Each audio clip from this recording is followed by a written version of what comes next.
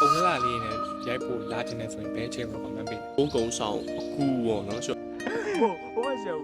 ဘာသာဘယ်လိုကြိုးစားခဲ့ရ 哥哥不给都给什么？ အဲ့တော့အကြောင်းစားတက်နေတဲ့အချိန်မှာ ကုမ္ပဏီကချိတ်ပေးရလားမတငယ်ချင်းတည် Historical Association ဆိုတာ ယူရီရတဲ့မှာဒီ tourism ကို tourist tour guide လုပ်ချင်တဲ့လူရှိရင်ပြဘာသာကို inspire ယူလို့ရ history ဘိုင်းလေးရ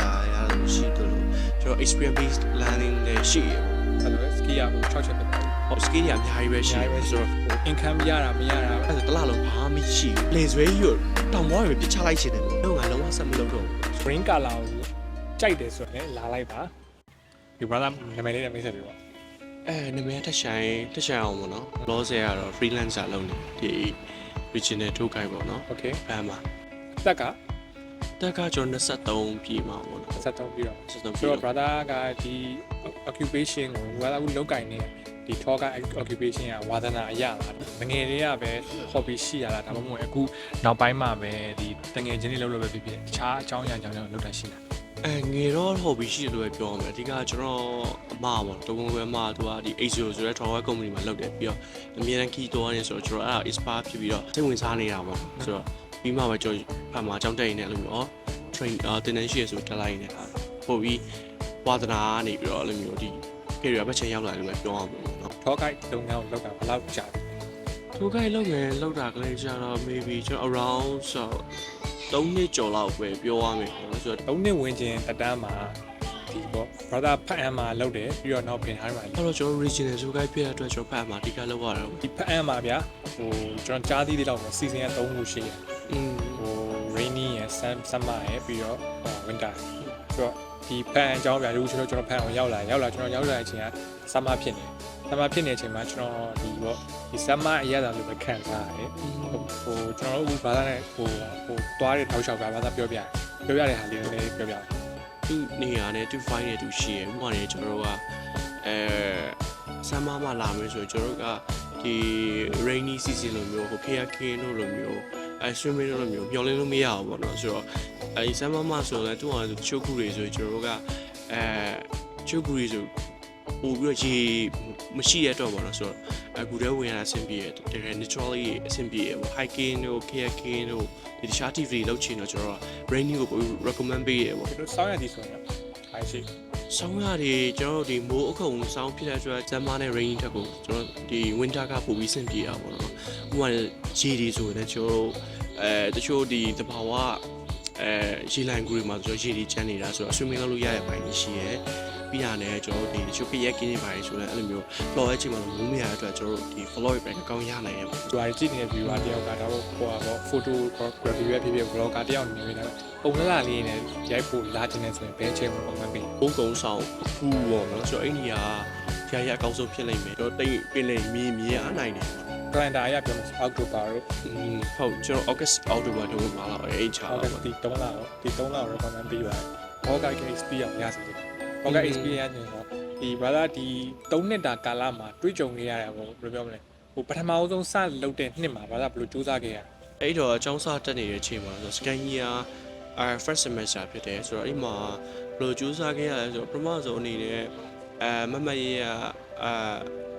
ရအဲ့ဒီရတယ် ။အဲ့ဒါရတာကျတော့ brother ကိုဒီ hotel company ကချိတ်ပေးရလားမတငယ်ချင်းတည်ရပဲချိန် အဓိကကျွန်တော်တို့ Historical Association ဆိုတာရှိရပါတော့ဆိုဒီအတင်းကနေပြီးတော့ပဲကျွန်တော်တို့အဲ့လိုမျိုးအဲ့ဒီလွှဲပေးရပါတော့ဆိုတော့အဲ့ရနေမစတာ ။ကြောက်ပါပြီးတော့ဒီအောင်အမှစခဲ့တယ်။စခဲ့ပြီးတော့ brother ဘယ်လိုပြောမလဲ။တကယ်လို့ပြကျွန်တော်တို့ဒီ viewer တွေရတဲ့မှာဒီ tourism ကို tourist tour guide လုပ်ချင်တဲ့လူရှိရင်ပြ brother ကို inspire ယူလို့ရပါမယ်။ brother နည်းနည်းဟိုဟာဒီ brother ရဲ့ဘယ်လိုစူးစမ်းခဲ့ရလဲလမ်းလေးပါလေ sharing လုပ် 69 6လပိုင်းလောက်မှာ license ပြီးရပါတော့ပြီးရင်ကျွန်တော်တို့ချင်းထိုးလိုက်လို့မရဘူးလို့ဆိုတော့ဂျားထဲမှာနေကျွန်တော်6လလောက်ကိုကျွန်တော်ဒီ intern ပုံစံလေးနဲ့အလုပ်စီးရတဲ့အပိုင်းရှိတယ်ပြီးတာကျွန်တော် senior တွေဆရာလေ့လာတာရှိရပေါ့ history ဘိုင်းတွေလေ့လာရလို့ရှိတယ်လို့ကျွန်တော် experience based learning တွေရှိရပေါ့ပြောရမယ်ဆိုရင်ကျွန်တော်တို့ဒီ tour guide line ကလေးကြတော့ကျွန်တော်တို့ကဟိုတင်ယူရင်းနဲ့အလုပ်လုပ်ရင်းနဲ့ပေါ့နော်ဆိုတော့ပို့ပြီးရတယ်ဟို level တစ်ခုရောက်တဲ့အပိုင်းရှိရ history လေ့လာရမယ် language လေ့လာရမယ်ပြီးရင်ဒီ training ဆင်းရမယ်ဆရာမယ်ဆိုတော့အဲ့လိုဒီ3ချက်လောက်နဲ့ basic ဆိုရင် basic ကစလို့ရလား ကျွန်တော်တို့ကအမြဲ check up လုပ်ရတယ်ပေါ့နော်ဆိုတော့ဥပမာအနေနဲ့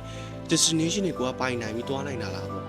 ဥ ကိုကဒီနေရာကိုဖန်အောင်သွားမယ်ဆိုကျွန်တော်ကဘယ်နေရာမှာပါရှိလဲဘယ် restaurant ကအကောင်းဆုံးလဲအဲ့ဒါကြီးအကုန်လုံးဒီ date နေမှာပို့ပြီးဆင်ပြေရပါတော့ဆိုတော့ တော့ update အများကြီးဖြစ်နေတယ် update အများကြီးဖြစ်နေရမယ် check out လုပ်တာပို့ပြီး safe ဖြစ်တယ်ပေါ့နော်ဆိုတော့အားမပဲကျွန်တော်ကဟိုဒီအဲ့ဒီ live ပို့တဲ့ခါကျရင်ဟိုလိုလားအဲ့တဲ့အဲ့လိုမျိုးဒီအစီအမပြေမှုတွေကိုကျွန်တော်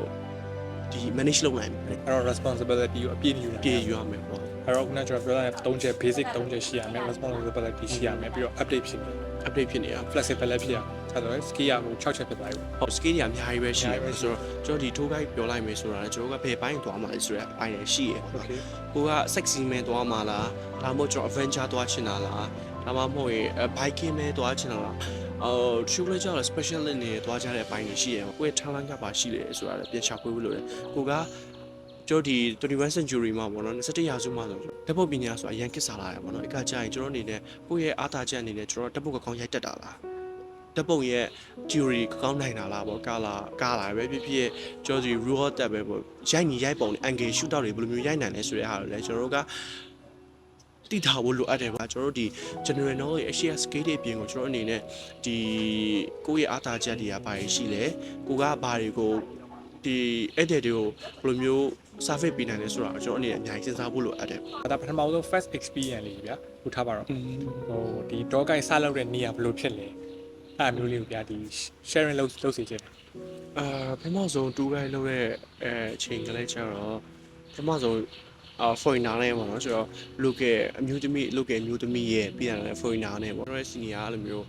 းဟို 1 year experience ရှိရဆိုပြီးပြောပြီးတော့ကျွန်တော်လွတ်လိုက်တာပေါ့နော်ဆိုတော့ဖြစ်ချင်တော့ကျွန်တော်မှာ intern ကာလပဲရှိရဲတကယ်ရဲ့အဲ့လိုမျိုး practically ဟိုတွားတဲ့ဟာတွေရောမရှိဘူးပထမဆုံးဖြစ်တဲ့အတွက်ကျွန်တော်မှဆိုရင်ပြောရမယ်ဆိုရင် social ကမကောင်းဘူးကိုခံစားရတာပေါ့နော်အရင်က social မကောင်းလို့ခံစားရတယ်social မကောင်းခံစားပြီးရတယ်မေးတော့ပဲဖြစ်အမားပါမှာရင်းကြောက်တာပေါ့နော်ဆိုတော့ဒါကအရင်ပြောလိုက်ရင်ခုပြောလိုက်ရင် foreigner တွေကပို့ပြီး detail and fact ကိုအဓိကအချက်လက်တွေပို့ပြီးသိချင်တဲ့အတွက်ကြောင့်ပေါ့ဒီ local မျိုးသမီးကဒီ twist story တခုပေါ့နော်ဆိုတော့ဒီဖန်ကနေရာတခုရဲ့ story ကိုမေးတဲ့အချိန်မှာကျွန်တော်အိမ်မှာမေးတာပေါ့မေးတဲ့အချိန်မှာအဲ့လိုမေးတဲ့အချိန်မှာသူကပြောသူကကျွန်တော်ပြောတာပေါ့နော်ဆိုတော့ကိစ္စမရှိပါဘူးတဲ့အဲ့လိုမျိုးပေါ့နော် senior force လိုက်တွေပြီးမှပြန်အဲ့အချိန်မှာကျွန်တော်မျက်နှာအရန်ပူသွားတယ်ပေါ့နော်ဆိုတော့အော်ဒါတိထားတဲ့အရာပေါ့နော်ဆိုတော့အဲ့ချိန်မတည့်တဲ့အချိန်မှာကျွန်တော်နောက်ကကြာရင်တော့ပြန်တခြားပြန်ပြောပြီးမှာပါပေါ့ဒါပေမဲ့လည်းသူတို့ကနားလေရဲ့လူငယ်တွေပဲဖြစ်တဲ့အတွက်အဆင်ပြေတယ်ဒါပေမဲ့လည်းကျွန်တော်အိမ်မှာကျွန်တော်ရဲ့အားသာချက်ကတခုရှိတာပါလေဆိုတော့ကျွန်တော်က photo အဲ့ရရင်ဆိုင်ပြီးကျွန်တော် photo service ကို2019လောက်ကကျွန်တော်ကကျောင်းမှာကလေးကဒီ photography ဘိုင်းလေ့လာနေပြီပေါ့နော် photography ဘိုင်းလေ့လာတဲ့အချိန်မှာအဲ့ပထမဆုံး client ဖြစ်မယ်ကျွန်တော်ရဲ့ photo ရိုက်တဲ့ scale ကသူတို့အရန်ကြိုက်တယ်ပေါ့နော်နောက်ဆုံးမှာကျွန်တော်ကြိုင်ရင်တောင်မှာသွားတဲ့အချိန်မှာကျွန်တော် service photo service ကကောင်းပြီးလိုက်တဲ့အချိန်မှာသူတို့အရန်ကြိုက်တယ်ပေါ့နော်ဆိုတော့ပြောမယ်ဆိုတခုပထမဆုံး experience ဖြစ်တယ်ဆိုတော့ပြောမယ်နည်းနည်းတော့ဟိုအမတ်တရားဖြစ်တာပေါ့နော်ဆိုတော့ဘာသာဟို2019တွေကဒီ photography skill ရှိကိုကျွန်တော်တို့အခုဘယ်လောက်2025ဖြစ်နေကျွန်တော်တို့ဒီတွားတဲ့ခရီးတောက်လျှောက်မှာဘာသာတပုံနေရိုက်ပြီးတယ်ဘာသာရိုက်ပြီးတဲ့ပုံတွေကလုံးဝ amazing ဗျာပြောမယ်ကျွန်တော်ဒီခရီးတွေတွားရတယ်ကျွန်တော်လည်းတွားဘူးတယ်တွားဘူးတော့ကိုင်းငားသမျှဗျာအခုဒီဘယ်လိုဖြစ်နေလဲဆိုတော့ဟို generation กว่าဗျာအခု brother ဆိုရင်ကျွန်တော်တို့နဲ့ generation တိတ်กว่า23ကျွန်တော်21 generation မกว่าဘူးပြီးတော့ဒီအခု21 century generation မှာဗျာအခု Gen Z ပေါ့ဗျာကျွန်တော်ပြောရမယ်ဆိုGen Z မှာရောက်နေတဲ့လူတယောက်အနေနဲ့ brother ကဒီပေါ့ဒီ social media မှာလူတိုင်းတင်ပါပဲဗျာခရီးလာရင်ဓာတ်ပုံလှလေးတင်ပါပဲတင်မဲ့အတွက် brother ကဒီကိုယ့်ရဲ့ service တွေမှာထည့်ပေးတာဗျာထည့်ပေးတော့ brother ဒီအလုပ်ကိုဆက်လုပ်သွားတင်တယ်ကျွန်တော်တို့ recommend ပေးတယ်လုံးဝဒီဟာဗျာဒီမျိုးကျွန်တော်တို့ခရီးသွားတဲ့တောက်လျှောက်လဲဟိုကျွန်တော်တို့ငားတဲ့ tour guide တွေကဗျာအသက်ကြီးတဲ့လူတွေပါတယ်ပြီးတော့ဒီ tour guide တစ်ခုတည်းကိုပဲသူကအာရုံစိုက်တာဗျာဓာတ်ပုံတွေပါရိုက်ပေးရသူတို့ဘာသာတော့ဘာသူတို့လဲ skill မရှိဘူးဆိုတော့ကျွန်တော်အခုဒီမှာ video ကြည့်နေတဲ့လူတွေကျွန်တော်ဟိုဟာ tour guide ဖြစ်နေတယ်လို့ကျွန်တော် recommend ပေးတာ suggestion ပေးတာဗျာ suggestion ပေးတာကျတော့ဒီ photography skill ကိုလေ့လာသင့်တယ်ဒီ brother ဆိုရင် photography skill တော်တော်ကောင်းပါဗျာသူ့ရဲ့ဟိုဟာပေါ့ angle user တွေပြီးတော့ဒီ portrait ရိုက်သူ portrait ရိုက်တဲ့အရင်တော့ကျွန်တော်ကတကယ် appreciate လုပ်တယ်ကျွန်တော်တို့ဖုန်းတွေလည်းပါတယ် camera တွေလည်းပါတယ်ဒါပေမဲ့သူ့ဖုန်းနဲ့ကိုသူဗျာအရင် professional ဖြစ်တဲ့ professional level အထိရောက်တယ်ဗျာကျွန်တော်တို့ရိုက်ပေးရဟိုလူရိုက်ခံရတဲ့ subject လှတာမလှတဲ့ဗျာသူအရင်ရိုက်ပေးရဟာရအရင်ဗျာ unique ဖြစ်နေဗျာဟို income ရတာမရတာအဲ့လိုမျိုးဗျာအဲ့လိုမျိုးလေးပြောလို့income ရတာမရတာကကျွန်တော်ပြောရမယ်ဆိုကျွန်တော်ဒီကုန်စည်နှုန်းနဲ့အများကြီးဆိုင်တယ်ပေါ့ဆိုတော့ကျွန်တော်ဒီဝင်ငွေပြန်ကြည့်ရမယ်ဆိုကျွန်တော်တို့ဒီ2019 20လောက်ဆိုရင်တရက်မှာကျွန်တော်ပြောရမယ်ဆိုရင် 2000ခွဲအဲ့လောက်ဝင်စတာပေါ့နော်ဆိုတော့ baby ကျော်ဒီကုန်စည်နှုန်းအရာရောကျွန်တော်ရဲ့ဒီ fee တွေကလည်းပိုပြီးတက်လာရရပါပေါ့ဆို income ကတော့ပြောရမယ်ဆို stable မဖြစ်ဘူးလုံးဝတည်ငြိမ်မှာမဟုတ်ဘူးတချို့ live ဆိုကျွန်တော်တို့က maybe တစ်ပတ်လောက်နဲ့ကျွန်တော်တစ်လလောက်စားလို့ရတဲ့ဟာရှိတယ်ချိုးရဆိုတစ်လလုံးဘာမှမရှိဘူးအဲ့လိုမျိုးပိုင်းတွေရှိတယ်ပေါ့နော်ဆိုတော့ပြောရမယ်ကျွန်တော်နေတဲ့ backup လုပ်ရှိတာတော့ပိုကောင်းမဲ့ဟာပိုဖြစ်မယ်ပေါ့နော် ဒါဗျာကျွန်တော်အမြင်ပေါ့ဒီကျွန်တော်ဟိုပါပေါ့ brother နဲ့တူတူသွားပြီးတော့ခရီး client တယောက်အနေနဲ့ပေါ့ brother ကျွန်တော်တို့ကို live ပို့ပေးရခရီး live ပို့ပေးရအဲ့ချိန်မှာ brother အတွက်ဟိုတစ်ခါရောက်ဘူးရတယ်ဗျာကိုလမ်းစရိတ်မကုန်မင်းနဲ့ဗျာဒီ client နဲ့တူရောက်သွားတယ်ဗျာဒီ customer နဲ့တူရောက်သွားတယ်ရောက်သွားတဲ့အချိန်မှာ brother အနေနဲ့ကျွန်တော်ဒီလို viewer တွေထဲမှာကျွန်တော်သူ့လိုမျိုးဒီပေါ့ဟို tour guide လုပ်ချင်တယ်လို့ရှိရင်ကျွန်တော် suggestion ပေးမယ်ဟို suggestion ပေးမှဆိုဒီ tour guide တယောက်ရောက်သွားပြီဗျာဒီ site scene တွေရောက်သွားပြီအမဟုတ် mountain တွေရောက်သွားပြီဗျာဒီ view တွေကဗျာပုံမှန်လူတယောက်ကဒီအထီကိုသွားပြီးတော့ဆိုဗျာအချိန်ထုတ်ကြဗျာဟိုထားပါတော့ဟို hiking လုပ်မယ်ဆိုဗျာမနေ့အစောကြီးထားကျွန်တော် experience ရအရာမနေ့စောကြီးထားရတယ်ဘာလို့ဆိုတော့ view လိုချင်လို့ဗျာနေကင်းမဲ့တက်တာကြီးဗျာနေပူတယ်ဗျာနေပူတော့ဘယ်လိုပြောမလဲပင်မန်းတယ်အရန်ပင်မန်းအဲ့တော့ကျွန်တော်မနက်ပိုင်းထပ်တက်ကအဲ့လိုမျိုးဗျာမနက်ပိုင်းတက်ဖို့ဆိုတော့ကျွန်တော်တို့ကဒီမနက်ပိုင်းစောစောအေးကိုဖြတ်ပြီးတက်ကြတယ်ဗျာအဲ့လိုကိုကပေးဆက်မှုတွေအများကြီးရှိတယ်အဲ့ပါတို့ကျွန်တော်ဟိုပင်မန်းနဲ့သွားရတယ်ဗျာပင်မန်းသွားနေတဲ့တောက်လျှောက်မှာဗျာထားပါကျွန်တော် client ကိုဓာတ်ပုံရိုက်ပေးတာဓာတ်ပုံရိုက်ပေးတယ်ဗျာ client ကလည်းသူ့ဘာသူကြည့်မယ်ဗျာကြည့်တဲ့အချိန်မှာကျွန်တော် recommend ပေးချင်တာဗျာဒီ tour guide လုပ်မဲ့လူတယောက်ဆိုရင်ဖုန်းဒါမှမဟုတ်ရင် camera တစ်ခုဗျာ budget ပဲဖြစ်ဖြစ်နည်းနည်း quality ကောင်းတဲ့ဟာတွေတစ်ခုဗျာစောင့်ထားတဲ့ video graphing ပဲဖြစ်ဖြစ် photographing ကိုဗျာလက်လာလေးတုံးလို့ရဗျာ brother လည်းကျွန်တော် recommend ပေးထားတယ်နော် recommend ပေးထားတယ်ဒီ social media ခေတ်ကြီးမှာဗျာဟို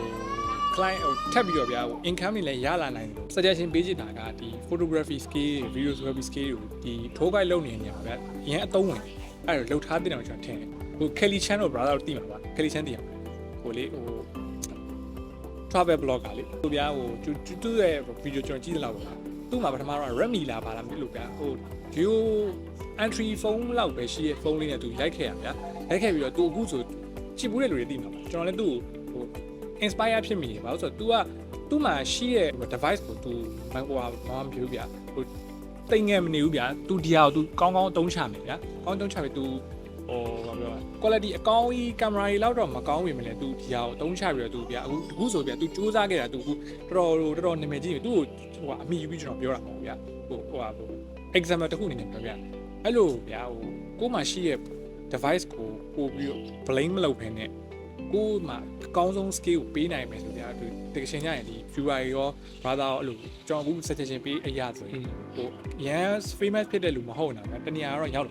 ာအဲ့ကျွန်တော် suggestion ပေးခြင်းပြထားပါတော့ brother ဒီလောက်ခဲ့ပေါ့တသန်းတစ်လျှောက်မှာပေါ့အခက်ခဲအများဆုံးကြုံရတဲ့အချိန်နဲ့ဒီအခက်ခဲတွေကို motivate လုပ်ပြီးတော့ဖြတ်သန်းခဲ့တယ် ဒီ tour guide ဆိုတဲ့ဟာကိုဘယ်လောက်ထိ passion ဖြစ်လဲဆိုတာကျွန်တော်တို့ကအများတန်းက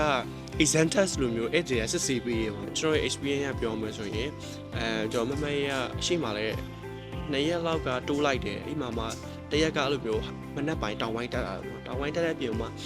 ကျွန်တော်7နှစ်လောက်ပြန်တဲ့အချိန်မှာအဲ့ဒီနောက်တဝါနေကိုကျွန်တော်ထပ်ပြီးကန်လန်းနေပေါ့ဆိုတော့အဲ့ချိန်မှာ okay accept ဖြစ်လိုက်တယ်ပေါ့ accept ဖြစ်လိုက်ချိန်မှာဘယ်လိုဖြစ်လဲဆိုတော့အဲ့ချိန်မှာတက်တဲ့အဲ့ဒီရဲ့ hiker လုံးဝ hiker သူ့မှာဆိုလုံးဝ career အဆုံးကြီးပါတယ်ပြီးရနဲ့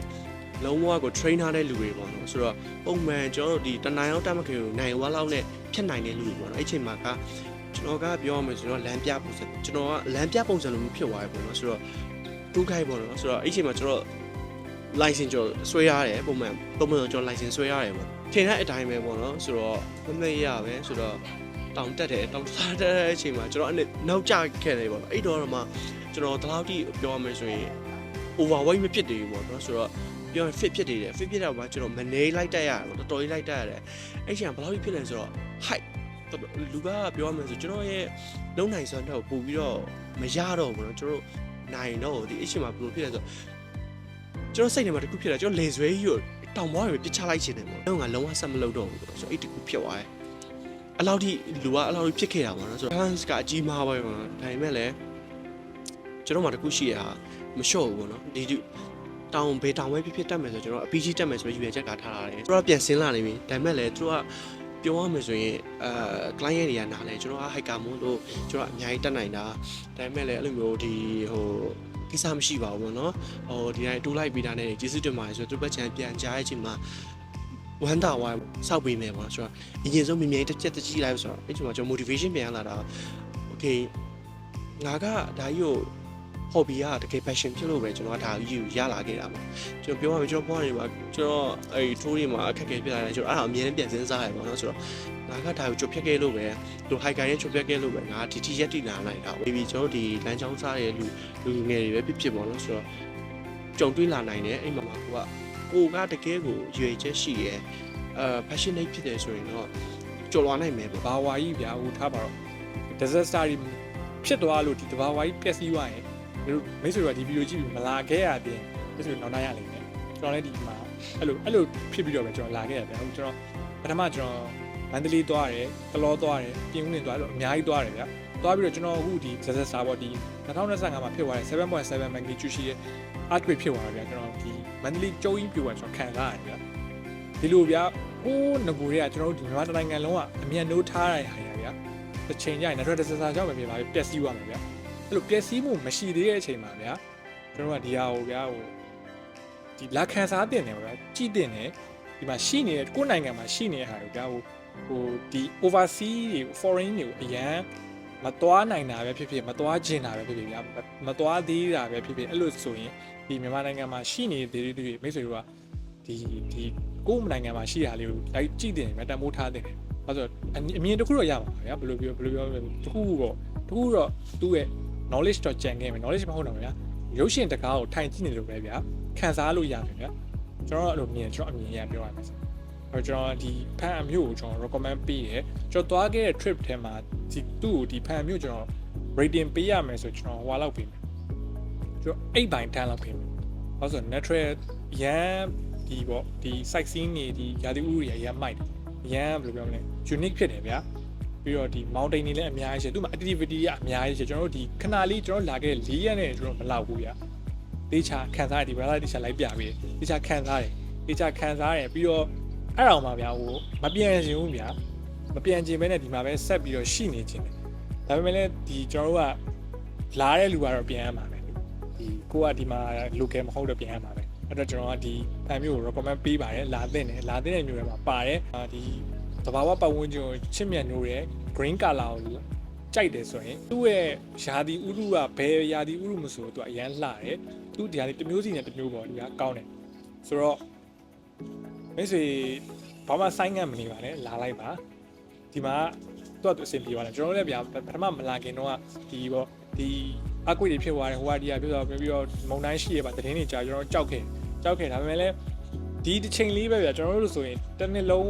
တစ်ခါမှမနာရတယ်လို့မနာရဒီတကြံကာလာလေးပဲနားနားရတဲ့အချိန်မှာကျွန်တော်က trip ကိုမရရအောင်သွားမယ်ဗျာဘာဖြစ်ဖြစ်သွားမယ်ဆိုပြီးတော့ကျွန်တော် decision လုပ်ပြီးလာခဲ့တဲ့ပုံမှာကျွန်တော်တို့ဖျားသခင်ကျွန်တော်တို့ဘယ်လိုပြောမလဲ pray လုပ်ခဲ့တယ် wish လုပ်ခဲ့တဲ့ပုံမှာဖျားသခင်ကျွန်တော်တို့စောင့်ရှောက်တယ်ကောင်းတဲ့လူတွေပေးတွေ့တယ်ကောင်းတာတွေလုပ်ရတယ်သူ situation ဘယ်နေရာမှာမဆိုဗျာမီးပြက်တာဖြစ်ဖြစ်ဘာဖြစ်အဲ့လိုမကောင်းတဲ့နေရာတွေဒီလုံးဝ perfect မဖြစ်နေတဲ့ဂျားကနေဗျာကျွန်တော်တို့ကောင်းဆုံးရခဲ့ဘယ်လိုပြောမလဲကျွန်တော်တို့ရဲ့စိတ်ကောင်းစေတနာရှိလို့ကောင်းတဲ့လူတွေနဲ့တွေ့ရတာပေါ့အဲ့လိုပဲခံယူချက်ရှိပါတယ်ဒီမျိုးကိုလည်းကျွန်တော်တို့ respect ထားရတယ်သူ့ရဲ့ဘယ်လိုပြောမလဲဗျာကျွန်တော် religion မဟုတ်တဲ့ Buddhist religion အဲ့ဒါလည်းကျွန်တော် respect ထားတယ်ဘာလို့ဆိုဒီကျွန်တော်ဒီမြန်မာနိုင်ငံမှာနေနေတာဆိုတော့လူချင်းဆိုတာချင်း holding hand each other လို့ဗျာသူများ religion respect ထားမှာကိုယ့် religion လည်း respect ထားမယ်ကိုမကိုးကွယ်နေမယုံကြည်နေဗျာဟိုဖះတွေသွားတယ်ကျွန်တော်ရဲ့ religion နဲ့မဆိုင်ဘူးလေ religion မဆိုင်ဘူးဒါပေမဲ့ကျွန်တော်တို့ကဒီဟာမှာရှိတယ်ဒီမြန်မာနိုင်ငံလူတွေ respect ထားပြီးလုပ်ထားတယ်ဗျာကျွန်တော်သူဒီဂူတွေဖះတွေဆိုတာဗျာသူတို့ maintenance ကိုမလုပ်ခဲနဲ့မထားဘဲနဲ့သူတို့ respect မထားဘဲသူဒီညာဆို exist မဖြစ်နိုင်ဘူးလေတခုနဲ့တခုတော့သူကပျက်စီးသွားတယ်သူ respect တန်ဖိုးမထားရင်ဗျာအဲ့တော့သူတို့ကဒီမှာရှိတဲ့လူတွေကတန်ဖိုးထားတဲ့ဟာကျွန်တော်တို့ကလာကြည့်ရလာခံစားတယ် respect ပေးတယ်ကျွန်တော်သူစီးကန်အတိုင်းကျွန်တော်သွားခဲ့တယ်လာခဲ့တယ်လေ့လာခဲ့အကုန်လုံးကြည့်ခဲ့တဲ့ပုံမှာကျွန်တော်တို့ဒီပေါ့ဟိုဒီမြန်မာနိုင်ငံသားတွေဒီဖန်ဟမ်လူတွေကရဲ့စိတ်သက်တွေကိုတီးခဲ့ရတယ်သူတို့ရဲ့ဒီယဉ်ကျေးမှုတွေတီးခဲ့ရတယ်အဲ့တော့ကျွန်တော်တို့ကဒီဟိုလူသားတယောက်အနေနဲ့ဗျာကာလာတိုင်းကိုမြန်နိုးတယ်ကာလာတိုင်းကိုလေးစားတယ်လူချင်းချင်း respect လုပ်တယ်ဆိုတော့နောက်ဆုံးအချုပ်အနေနဲ့ပြောရမယ်ဆိုရင်လူတွေကလူတွေပါပဲဟိုတယ်ကချိတ်ပြီးတယ်သူဟိုတယ်ချိတ်ပြီးတယ်သူကရောက်လာကျွန်တော်ကဗျာပထမတော့ judge လုပ်မိရပါဗျာသူ့ပုံစံကြီးနဲ့ဗျာသူ့ပုံစံကြီးနဲ့ကျွန်တော်တို့လိုက်ပြီးတော့ပြနိုင်ပါမလားဟိုလောက်တာမဟုတ်ဘူးเนาะပြောအမြင်ပြောပြတာဟုတ် never judge a book by its cover လူတိုင်းကလည်းမြင်ပါပဲဗျာဟုတ်ထားပါတော့အသားပြည့်တဲ့လူတယောက်မြင်သူ့စိတ်ကောင်းရှိတယ်မြင်ပါပဲအသားမဲလူတယောက်မြင်သူ့ဘယ်လိုမြင်အဲ့လိုမြင်ပါပဲဗျာအဲ့တော့ပေါင်းကြည့်ပါဆက်ဆံကြည့်ပါဘလူးမဆိုလူတိုင်းကသူ့ရဲ့ unique skill ရှိတယ်ဘာသာနည်းနည်းနောက်ကျလာတယ်အဲ့ဒါကျွန်တော်သူကနောက်ကျရပါရောထားလို့ထင်သွားရဗျာထင်သွားပြီသူ့ကိုလည်း impression တော့ကျွန်တော်ကဗျာဘယ်လိုပြောမလဲလူတိုင်းနဲ့ဟိုဘယ်လိုပြောမလဲဆက်ဆံနေရလို့ဆိုတော့ဗျာဟို first impression ကျွန်တော်ကမဆုံးဖြတ်လိုက်ဘူးဆိုတော့ချိုးလူတွေဆိုရှိရဗျာတရက်သူနဲ့သွားမယ်ဆိုသူခေါ်ကြည့်လိုက်တယ်ခေါ်ကြည့်လိုက်သူအဲ့လိုနောက်ကျတာဟိုကတည်းကဖြစ်ခဲ့ကျွန်တော်ကနောက်နေ့ကျမှခေါ်တော့အဲ့လိုလုပ်တယ်ကျွန်တော်တို့ကအဲ့လိုမဟုတ်ဘူးသူနဲ့ဗျာထဲဝင်ပေါင်းကြည့်ရအခုကျွန်တော်နဲ့ဆိုတော့ခင်သွားရင်သူနဲ့ connection ရှိရင်ကျွန်တော်ပြန်သွားလိုက်ဗျာသူနဲ့ connection ရှိနေအောင်ပါပဲရှိနေအောင်ပါပဲဆိုတော့အခုတော့ collab လုပ်နေဆိုတော့အဲ့လိုဗျာ impression နဲ့ first impression နဲ့မဆုံးဖြတ်ပါနဲ့ဘယ်လူကဘယ်ဘာသာဖြစ်နေလို့ဘယ်လူကဟိုဟာဖြစ်နေလို့အဲ့လိုလည်းမဆိုင်ဘူးသူ့ရဲ့ heart ထဲမှာရှိတဲ့ beauty ကကျွန်တော်တို့မမြင်နိုင်ဘူးသူ့ရဲ့အလုပ်ပေါ်မှာသူဘယ်လောက် passion ဖြစ်လဲသူဘယ်လောက်သူ့ရဲ့ service ပေးနေတယ်ကျွန်တော်မမြင်နိုင်ဘူးမြင်နိုင်ဘူးဆိုတဲ့အတွက်ဟို judge မလုပ်နဲ့ပါဗျာတယောက်နဲ့တယောက်ဟိုဆက်ဆံကြည့်တရက်နဲ့ဆက်ဆံကြည့်ကဲလို့မကောင်းဘူးဗျာတယောက်လုံးမကောင်းဆိုလဲလမ်းခွဲလိုက်ပါမဖြစ်ဗျာငါရင်ဗျာပတ်စံကုန်မယ်ပေါ့ဒီကပတ်စံဝင်ကျွန်တော်မြင်လိုက်ထောက်ကငါရင်ပတ်စံကုန်မယ်ဆိုတော့ကျွန်တော်ဒီထောက်ကမငားတော့ဘူးလားဟုတ်ပြီမငားတော့အဲ့မှာကျွန်တော်မငားတော့ဘူးလာတယ်လမ်းတစ်လျှောက်လာတယ်မြို့ဝင်ကြီးကောင်းတယ်မြို့ဝင်ကြီးမကောင်းမှကျွန်တော်မြို့ဝင်တော့ဗျာဒီ political situation အရာမြန်မာနိုင်ငံရဲ့အခြေအနေအရာကျွန်တော်ဓာတ်ပုံတွေရိုက်ဟုတ်ရဲ့အချိန်မှာကျွန်တော်တို့ကမသိဒီ local မဟုတ်တဲ့ဓာတ်ပုံရိုက်တဲ့အချိန်မှာကျွန်တော်တို့ဒီဘောမရိုက်တဲ့နေရာတွေမှာဗျာဒီဟို political အရာမရိုက်တဲ့နေရာကျွန်တော်ရိုက်မိပါအဲ့ဘောအချိန်မှာ local မဟုတ်တဲ့အတွက်သူတို့ဘယ်လိုစီးခဲ့ချင်ကျွန်တော်မသိခဲ့ဘူးကျွန်တော်ရိုက်မိပါအဲ့မှာကျွန်တော်နည်းနည်းလေးဟိုပြောပြဟိုမတီမငြိမ်တဲ့အချိန်လေးဖြစ်သွားတယ်ဗျာအဲ့တော့ကျွန်တော်တို့လည်းနည်းစပန်ရောက်ခါစားကြီးမှာဗျာနည်းနည်း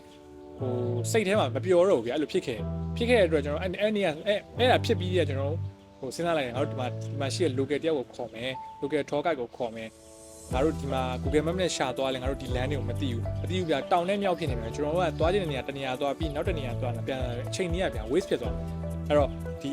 tour guide တယောက်ကအလကားရှိနေတာမဟုတ်ဘူးသူ့ရဲ့တန်ကြီးကိုပေးပြီးတော့သူ့ရဲ့တန်ကြီးအတိုင်းသူက service ပြန်ပေးရဗျာဒီ tour guide နေလေကျွန်တော်တို့ကလည်းတန်ကြီးပေးမယ် tour guide နေလေသူက service ပေးမယ်အဲ့ service ကိုကျွန်တော်တို့ကယူရမယ်ပြီးတော့ဒီမှာသူဒီ tour guide တယောက်ကိုလည်းဗျာသူ့ရဲ့ဘယ်လိုပြောမလဲသူ service ယူထားတဲ့အတိုင်းကိုဗျာသူ့ရဲ့ service ကိုအပြည့်ယူတာကျွန်တော်ဆိုဗျာ brother ကကျွန်တော် service ပေးတယ်ဒါပေမဲ့ကျွန်တော်ကသူ့ tour guide တယောက်အနေနဲ့ပဲကျွန်တော်သူ့ဟိုမဖြစ်ဘူးဗျာမထားဘူးသူဆိုကျွန်တော်ကိုကူညီပေးတယ်ဓာတ်ပုံရိုက်ပေးတယ်သူ့မှာသူ service တွေမှာသူပါတယ်ဓာတ်ပုံရိုက်တာတွေပါတယ်သူအကုန်လုပ်ပေးတယ်ဗျာဟိုကျွန်တော်ခရီးသွားတောက်လျှောက်မှာ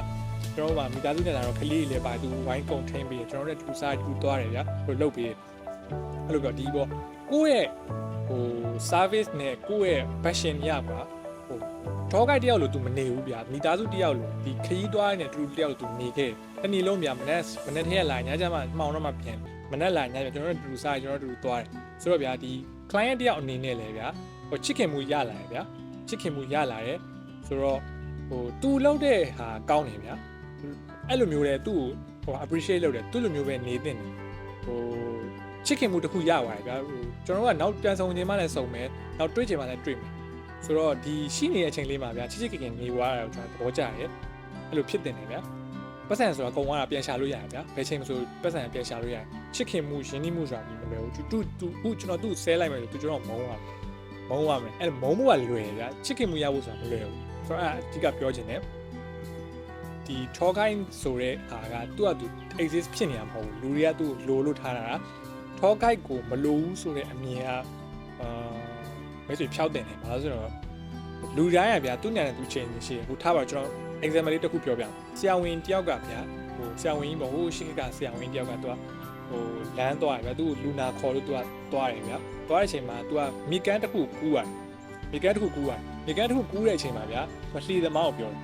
လှီသမားရဲ့ဆရာဝန်ကလှီသမားစီကဒီဘက်ကမှဆောင်းလှီသမားရဲ့မင်းကကွာဒီလောက်ပဲမန်းလောက်ခဲ့ရတာမင်းဟိုဘက်ကနဲ့ဒီဘက်ကနေပူကျဲထဲမှာလည်းမင်းကူးရတယ်မင်းဘာလို့ဒီကိုငငယ်တော့ပညာမရှာခဲ့တာလဲငါတို့လိုမျိုးပြကွာပတ်စံပုံငင် income ကောင်းကောင်းရအောင်မင်းဘာလို့မကြိုးစားခဲ့ရပြောတယ်အဲ့မှာလှေသမားသူတခွန်းမှပြန်ပြောတယ်တကယ်လို့ကျွန်တော်ဒါတဲ့ပညာတက်ကြီးဖြစ်ပြီးဆရာဝန်လုပ်နေတဲ့ဆရာဝန်ကြီးကကိုယ့်ကိုရေကူးပြီးဟိုဘက်ကောင်သွားမှာအဲ့မှာ example သိပါပြီဗျလူတိုင်းကသူ့ညာနဲ့သူရှိနေတယ်ဗျာအလကားဘလူးမှရှိမနေဘူး ထောကိုက်ဆိုလဲထောကိုက်သူ့နေရာမှာသူရှိမယ်ကိုစကီနဲ့ကိုရှိတယ်ဆိုတော့သူ့နေရာမှာသူ့စကီကိုကျွန်တော်တို့သူ့အတုံးချမယ်ဆိုတော့ကျွန်တော်တို့အတွက်အချိန်ကုန်တက်တာမယ်ပြီးတော့များများစားလည်းသိပါမယ်ဗျာ knowledge တွေများများရမယ်ဗျာသူဆိုကျွန်တော်တို့ဆိုဒီသူနဲ့တွားတော့ဗျာကိုယ့်ကိုတွားတာထက်ဆိုင်နေရာတွေအများကြီးရောက်သွားတယ်ပြီးတော့သူရှင်းပြတာတွေရှိရဲသူသိရတယ်သူပြောပြတယ် experience တွေ challenge လို့ဖလှယ်လို့ရတယ်ဗျာဆိုတော့ဒီထောကိုက်တယောက်ကိုကျွန်တော်တို့ကဗျာ appreciate လုပ်တင်တယ်သူ့ service ကိုငှားတင်တယ်သူက service ကဘယ်လောက်ပဲရှိရှိဗျာသူများရင်လည်းများမယ်နည်းလည်းနည်းမယ် negotiate လုပ်လို့ရတယ် negotiate လုပ်လို့ရတယ်ပြီးတော့ဒီပေါ့ထောကိုက်တယောက်ကိုဟိုပို့လို့မမြင်သေးဘူးဗျာနိုင်ငံမှာငါ language နဲ့ငါကြိုက်တဲ့လူမေးပြီးတွားလို့ရတယ်ဆိုရင်ဟာကြီးကတကယ်တော့ American မှာဖြစ်လာတယ်ဟိုဒီ local တယောက်နဲ့တွားတာပြောကိုယ့်အတွက်ကိုပို့ပြီးတော့ safe ဖြစ်တယ်ချိန်ကုန်တက်တာရယ်ပြီးတော့နေရာကြီးလည်းအများကြီးရောက်ပူးတာဆိုတော့ခရီးသွားမဲ့လူတယောက်ဖြစ်ဖြစ်ထောကိုက်လုပ်နေတဲ့လူတယောက်ဖြစ်ဖြစ်ဒီဗီဒီယိုကြည့်နေရင်ကျွန်တော်ပြောတဲ့အချက်ကလေးကိုမှတ်ထားရင်လည်းမှတ်ထားပါဗျာမမှတ်ထားရင်လည်း knowledge ရအောင်ကြည့်ပေးပါလို့ကျွန်တော်ဖြစ်တာပြောချင်ပါတယ်ဆိုတော့ဒီနေ့ကတော့ဒီလောက်ပါပဲကျေးဇူးပါဗျာ မြောက်ကြီးပဲယေးဒီမောက Apple ကိုတိတ်ချောက်ခိုက်တာ ပို့ပေးပါတတိပါကြီးပို့ပေးပါနောက် delivery ပို့ပေးလာမှဟိုကျိုင်းတောင်ရဲ့အပေါ်ဆုံးထိပ်နေတော့